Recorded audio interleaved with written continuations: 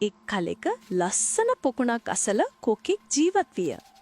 නමුත් එක් ගිම්හානයකදී පොකුණේ ජලයේ හිඳී යන්නට විය.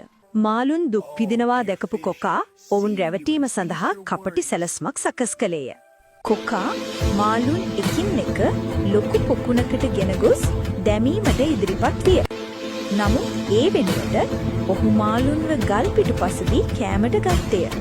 දිනක් නුවණැති කකුළුවෙක් කොකාගේ නිල්ලා සිටියේ තමාද අලුත් පොකුණට ගෙන යන ලෙසයි. කොකා පියාසර කරද්දී කකුළුවා පහලින් මාළු ඇටසැකිලි ගොඩවල් දැක කොකාගේ වංචාව වටහා ගත්තේය. ධෛර්ය සම්පන්න කකුළුවා තම අඩු භාවිතා කර කොකාගේ ගෙල සිර කර ඔහුගේ ක්‍රූර උපක්‍රමය සදහටම නැති කළේය. කකුළුවා ආරක්ෂිතව පොකුණු වෙත ආපසු පැමිණි අතර සියලු සතුන් සතුටින් ජීවත් වූහ.